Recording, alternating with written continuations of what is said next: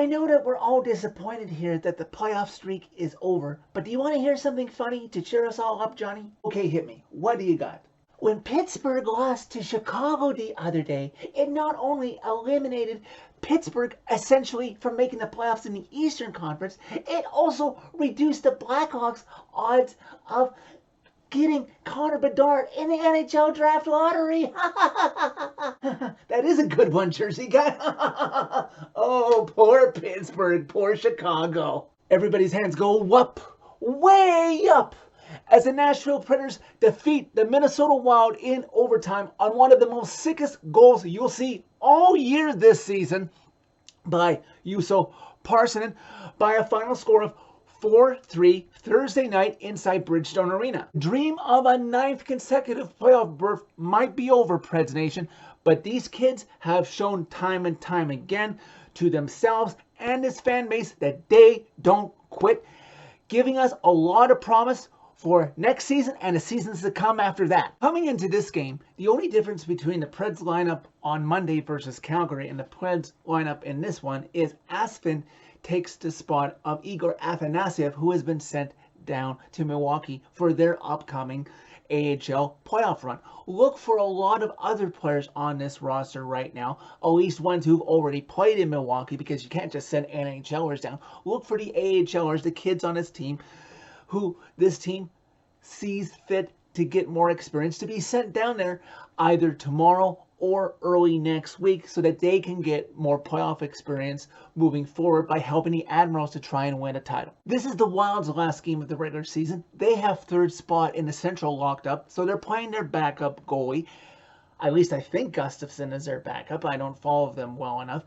And a lot of their forwards are rested. Obviously, they don't want to risk injury going into the playoffs. Preds with the early edge in play, and despite being shorthanded almost 8 minutes into the first period, Preds off the rush into the Wild zone. You've got McCarron, who gets a pass over to Eisenberry, who no-look saucers the pass over to Art Janikowski, who just one time taps it home past Gustafsson, open and scoring. The Preds have a 1-0 lead. Preds continue to control the pace of play as we reach the second half of the first period, and I'm feeling comfortable with the shots that Saros is facing. And as quickly as I think that, and I think I may have tweeted it, oh look, the Wild attack, and on a one-timer, Freddie Gaudreau, yes, that Freddie Gaudreau, the former Pred, has tied this game at 1. On a day that Freddie Gaudreau gets a contract extension with the Wild, no less, he burns his former team again. But never you threat, Preds Nation, because with just over 3.5 left to go in the first period,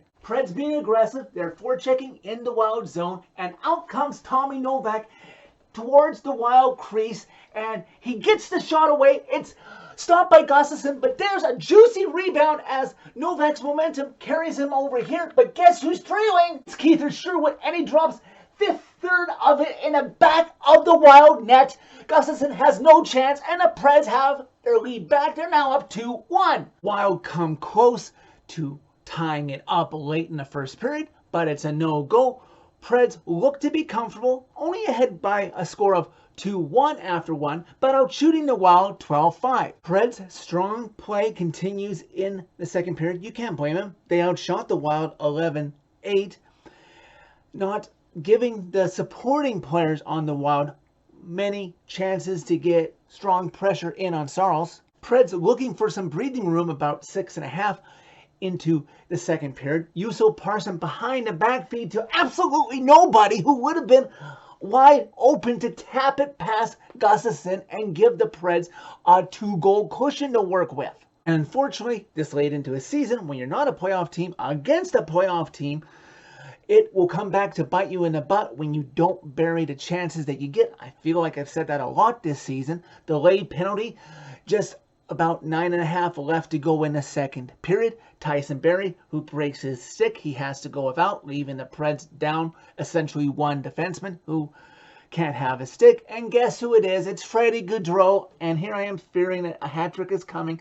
Freddie Gaudreau has 2 on the night, tying this game right back up at 2. Preds are playing a team that has nothing to play for, hoping that they can get some pride out of this one and not keep letting Minnesota back in the game. Preds with a late power play in the second period, but a tale as old as time this season. The Preds power play continues to struggle. It would go 0 for 3 on the night, couldn't score, and this game is tied at 2 after 40 minutes. As the third period starts, the Preds are vastly outshooting the Wild. Despite that, this game is tied. I guess it's true what they say. More times than not, Juuse Saros does better with a higher quantity of shots faced than just quality shots, seeing them come towards him. Not a lot going on as these two teams play into the second half of the third period, still tied at 2. Then finally, with 6.5 left to go in regulation, terrible line change by the Wild. I don't know what they were thinking. A 2-on-0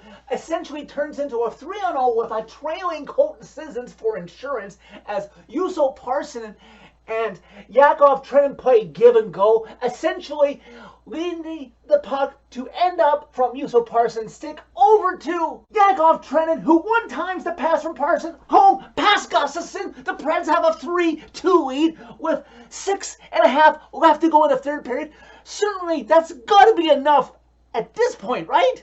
Nope, it's not enough because 15 seconds later the Wild are attacking in the Preds zone right in front of Saros. Saros is helpless as the puck hits his chest. He can't get either his blocker to clear it away or his glove hand, and as it hits his blocker, it helplessly goes up and over his right shoulder and in as Saros sees the puck is in his net, and now this game is tied at 3. As we hit under 2 minutes left to go in regulation, the Wild have greatly reduced the shot difference between the Preds and the Wild. The Preds still out shooting the Wild, but it's much smaller than it was in the first or second period. And Dewar, of all people, with about 30 seconds left to go in regulation, almost stabs every Preds fan in the heart with a walk-off goal right there in regulation. But Saros makes the save and time winds down. This game is tied at 3, headed to overtime. In overtime, Gustav Nyquist for the Wild has the first great chance in overtime as he beats Saros but can't beat the goalpost behind him. And for a period of time, the Preds are cycling well, pressuring once again like they were during the earlier points in this game. And then with just about 2.5 left to go in overtime, you've got the trio of Cody Glass, Ryan McDonough, and Jusso Parson skating circles, cycling well in the Wild zone. And Ryan McDonough gets the puck, and he gets it over to Jusso Parson. And I don't know what in the world Connor Dewar was doing, because clearly Jusso Parson, if you watch the replay, was his man to take. Jusso Parson has a clean runway right down Main Street as he skates in. He somehow runs out of real estate room, not realizing it, but no problemo as he gets the stick between his legs. I don't know how this went in, and he's able to flip it up and over Gustafsson's right shoulder and in.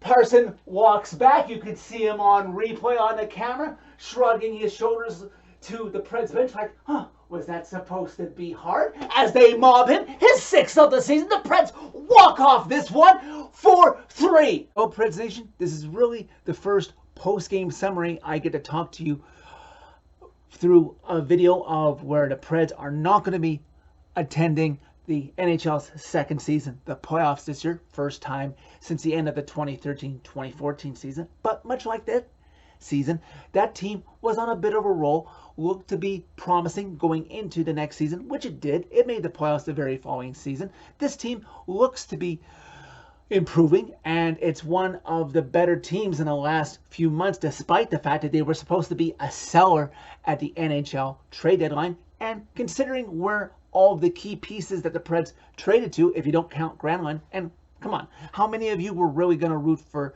the Penguins? Of course, we're all happy the Penguins are eliminated from playoff contention as well.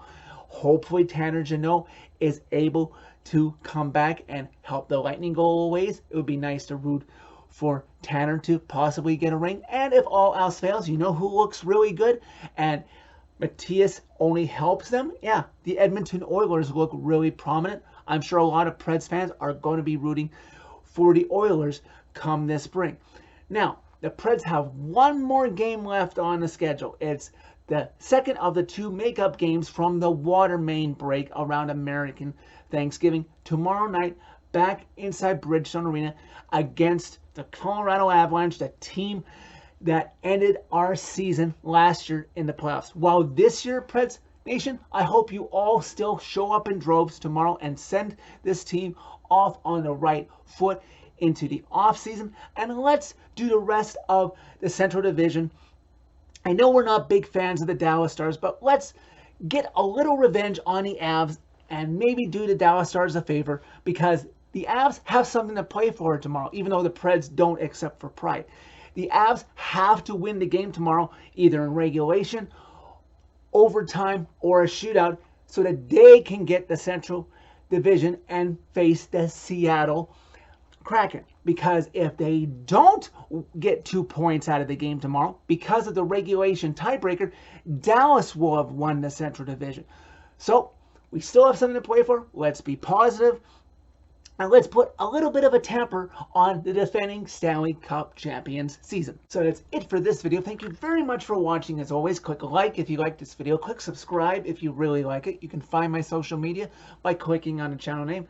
Tell all your friends about Redemption. Once the offseason for the Preds starts after tomorrow night's game, games like tonight, hopefully, fingers crossed, show that the future looks bright, and it will be maybe not an easy, but a short transition to prominence for this franchise once again.